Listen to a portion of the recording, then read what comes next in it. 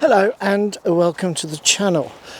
I'm back in my local wood today and I thought we'd do something really different. As you can see on the ground here, there's leaves everywhere because autumn is definitely in full swing. It's October and so I thought we'd go for texture today.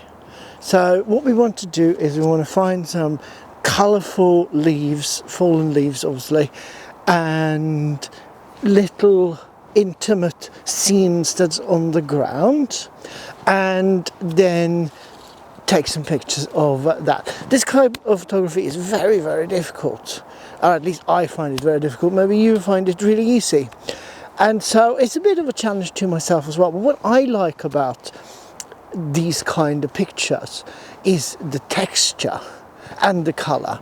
So that's primarily what I'm going to be focusing on when I'm doing this, finding something that has got texture and a bit of color, and yeah, I'll just see what I can come up with, and maybe this will inspire you to go into your local wood and try something similar. And you don't have to go for texture, you can go for whatever you like. I mean, it's your photography, so photograph what you want, but it's a bit of fun and it's very relaxing. It's sort of meditative in some ways, this, because you just walk around and you try and work out in your head what would be the best scene, and then you try and do a little bit of photography, and then you might come up with a great picture, or at least a picture that you yourself is very pleased with. So yeah, let's just crack on here and see. There is so many leaves around, so I can't expect every one of them, obviously.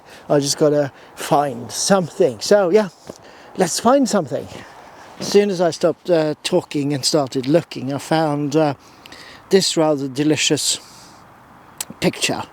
So it's just a fallen, I think, no, it's not a maple leaf, it's a different type of leaf. I'll work it out in a minute, but it's just on this, it's just drying out on this stick, but you can get really close to it obviously. And the trick with this kind of photography is obviously depth of field.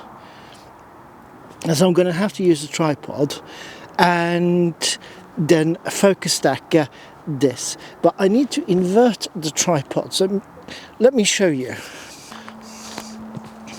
So yes, this is a sycamore leaf according to the image search, so let's have a go with that. Now this is what a normal tripod looks like, so you have the column in the middle. For most tripods though, you can take it out and then you can put it upside down, and that's what we're going to be utilizing here today in order to get this image. Okay.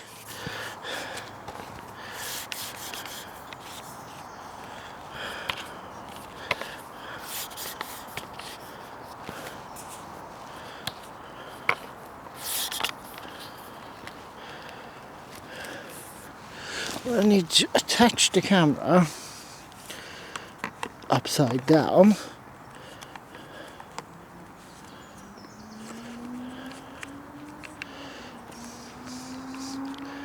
There we are.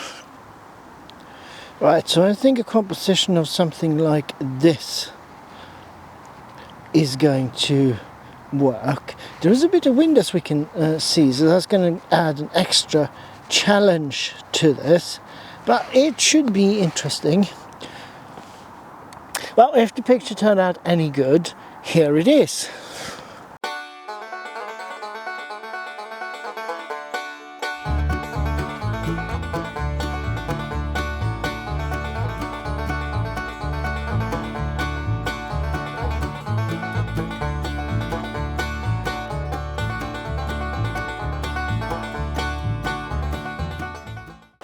Right, so I think I'm sort of set up here, and let's go back in the camera, and it's just a leaf. It is a little bit cropped in the video mode on this one, but it's just simply a leaf, but it's got some colour to it and some texture. Now of course it is curled, So that's going to mean an extra challenge in terms of being able to get the whole thing sharp.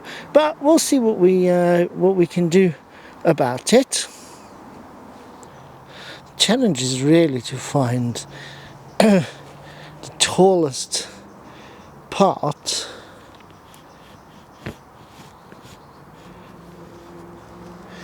of the leaf in these situations. So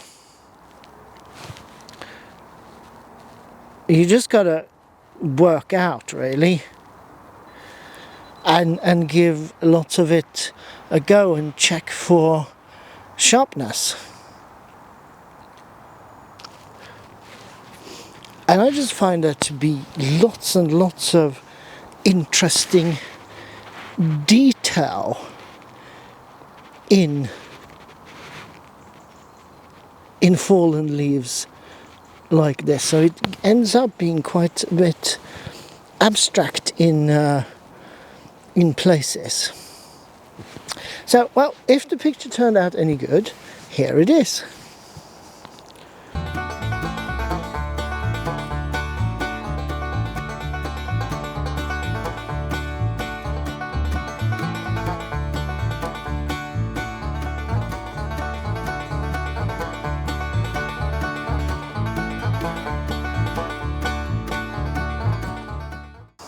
See if we can find something else going. I worry though, when I am doing this, that I might be trampling on subjects, because there's just plenty of leaves on the ground, and what if I miss out on the really, really cool one? But it is what it is. There's loads of oak leaves around here, but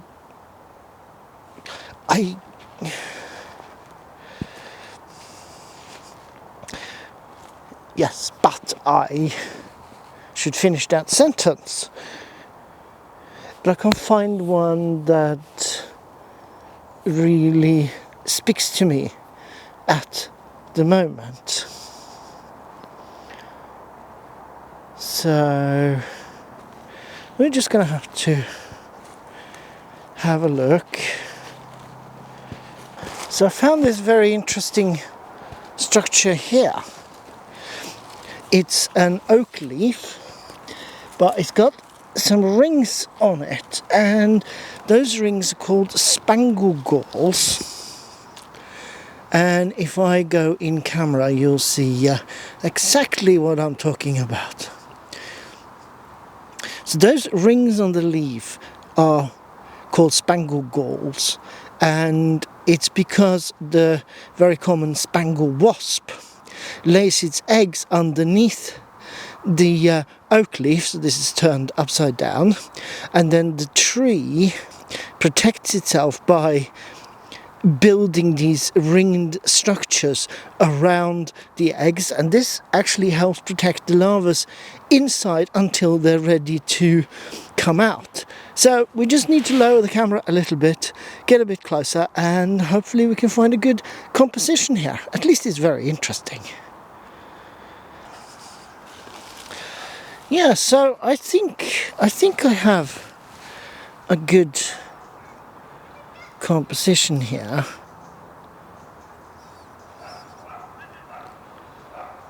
I do think so. Very interesting structure, this. This is a lot of fun. If the picture turned out any good, here it is.